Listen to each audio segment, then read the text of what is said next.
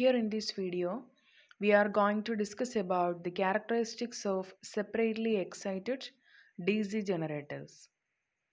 Separately excited DC generators are nothing but their field windings are excited from an external DC source.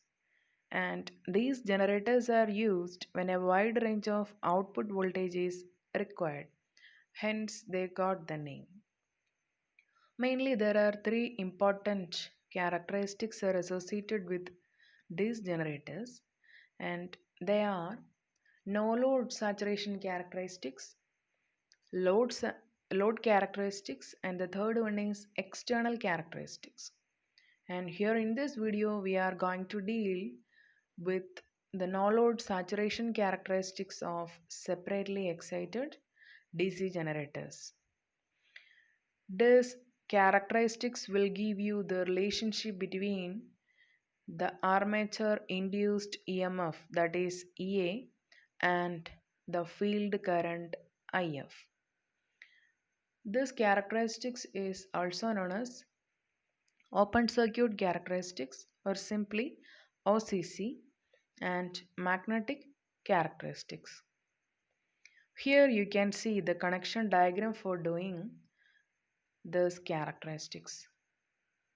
In this connection diagram, it is clear that the field windings which are excited from this DC source, and this voltage is controlled by using an external variable rheostat. By controlling this rheostat, we can control the supply to this field winding.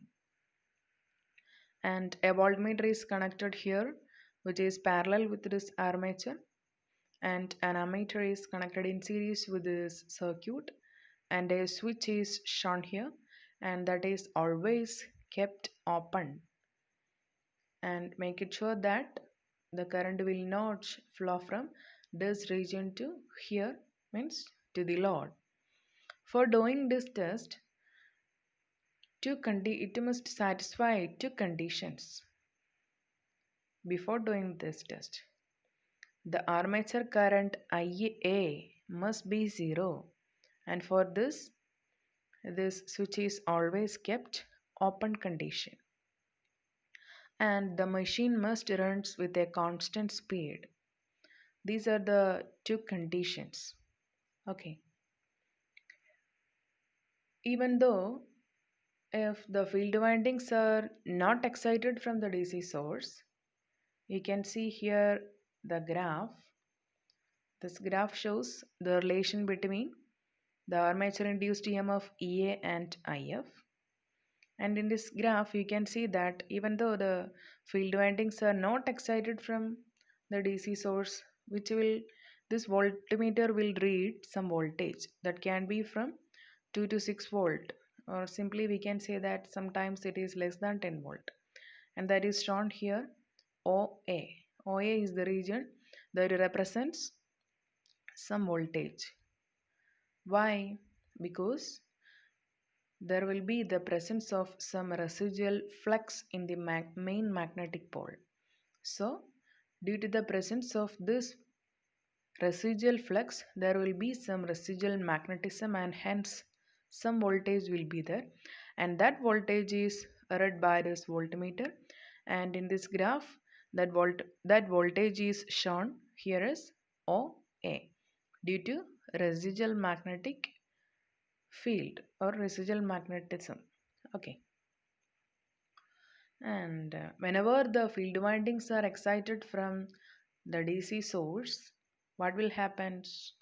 You can see the diagram. You can see this in this characteristics. The increase in field current will leads to increase the EMF in the armature. Okay, right? So during the increments of field current in each steps, the induced EMF will also increases, and up to a point D, we can see that the field current and the armature induced voltage will be in, or EA will be in, linear. Okay, right? And after this, it will attain this path, due to more residual magnetism. Okay, and up to the point D, the rise in up to the point D, the rise in field current will leads to the formation of some armature MMF, armature magnetomotive force, and which can be negligible, so that the graph attains a linear path up to this point. And after the point of D, due to the rise in field current, there will be some sudden increment in magnetomotive force. Sorry, magnetomotive force in the armature, and this will lead to make the graph like in this shape.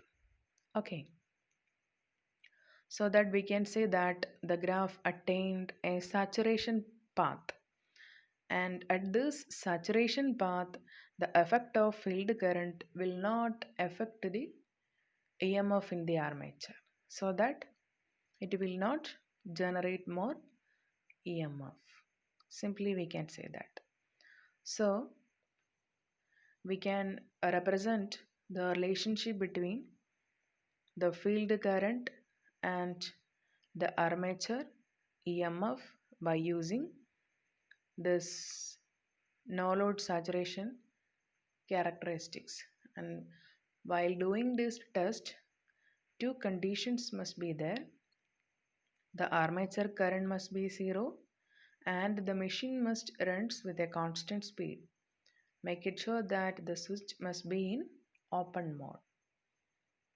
Okay, thank you.